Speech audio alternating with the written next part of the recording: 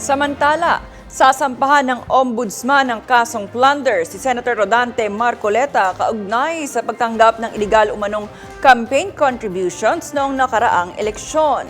Nasa Senado ngayon si Gazi Sari para sa buong detalye ng balitang yan.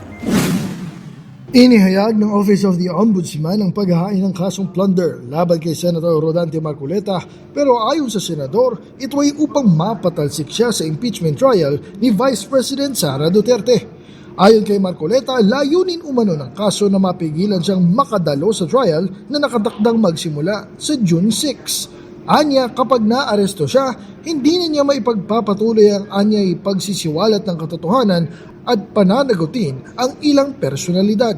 Binanggit din ng senador ang naunang pahayag ni Senator Panfilo Lacson tungkol sa posibilidad na may iba pang mga senador na maharap sa kasong kriminal na ayon kay Marcoleta ay indikasyon umano na matagal nang nakaplano ang paghahain ng kaso. Kinwestiyon din niya ang pagiging patas ni Ombudsman Jesus Crispin Remulla. Matatanda ang sinabi ng ombudsman na magsasampa ito ng non-bailable plunder case laban kay Marcoleta sa Sandigan Bayan kaugnay ng umano'y 75 million pesos campaign donations na kanyang natanggap.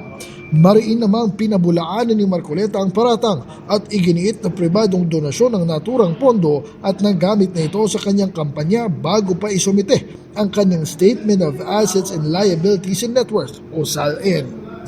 Mula rito sa Senado, ako, si Gazi Sari, para sa DHTV News. Maraming salamat sa iyo, Gazi Sari.